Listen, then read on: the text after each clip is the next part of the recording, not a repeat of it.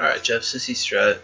Structurally, we talked about, you know, that it's like if we're playing our A minor pentatonic home bass key stuff, we got pentatonic 2, and the stuff back behind it. We want to really quick remind ourselves that there's this 3-5-3-5, and you know that's the most commonly used structural stuff in rock and blues solos. I'm in pentatonic 1 exactly. I'm playing those 1, 2, 3, 4, 5 notes out in front of it, and then a lot of behind it, 3-5-3-5, and that completes all just index ring 3-5-3-5, 2-5, 2-5, 3-5, 3-5. So you get a on either side, and that's mostly what you'll see people use versus actually doing the entire pattern. Nor are you going to switch out for the picky if you want to do the whole thing 3-5, 3-5, 2-5, 2-5, 3-5, 3-5. But really just that. There's a lot of riffs that just include that. So in this case, we're up here doing this, you know, like, so here's our number 2 pentatonic, then we've got a gap at the moment, though we learned these all at some point. On the back of your page, you got this. So that's your A string box / pentatonic number 4. And back behind it, there's 1, 2, 3 of those, which is pretty useful. But yeah, so structurally that's what's up, except we're not in A minor, we're in C minor, doing that same. And everything's literally in the riff. So there we are.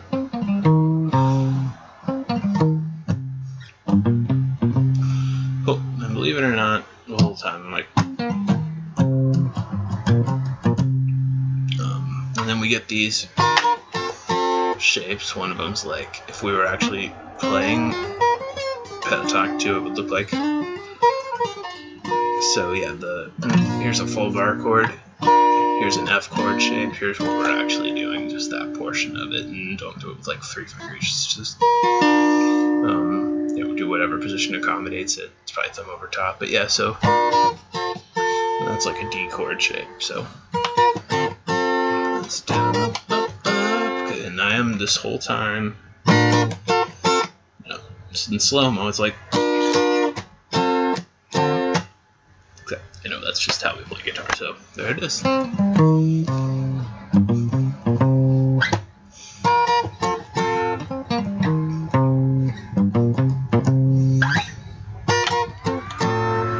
we get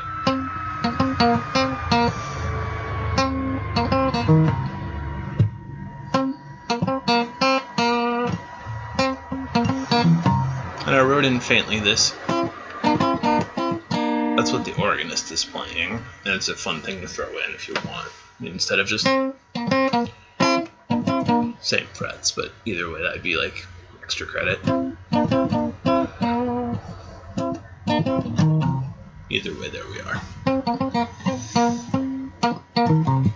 And then we're back to the verse. I'd get real good at all that stuff before you try the breakdown. Well, we're learning a 9th chord. There it is. Here's a C7. There's what changed. We put a D in it. 1, 2, like 1, 2, 3, 4, 5, 6, 7, 8, 9. And that's what it sounds like. It is a 7th chord, so it sounds funky. And it's in blues songs and so forth. You can pretty much always substitute a 9th chord for a 7th chord, as long as, I mean, literally a 7th chord, not like major 7 or whatever, not like. But yeah, so that's what I think. All right, so we've got this. Or rather, the first time it was, and you know, so down, down, down, down. You were having a hard time wanting to go down, up on the next strum. This is no different than if you were like, as far as what you'd pick as a down versus an up. So maybe just play some rhythm guitar, or if you haven't in a while, just pick the easiest chords you know and do some strumming just to get into that headspace. Anyway, the way we click is just cease to push down, you know, like in every song where there was ever clicking. So the second half is this. Rather. Yeah, so There's once. And we talked about, palm muting, and how in this instance you definitely need to get the first string, so you're going to be down here. There's not any anchoring. If you start at, don't reach for this because you will never actually be able to do that in the context of. So the second time, instead of, we get, and that's the one that I wrote at the bottom. So instead of, so we get.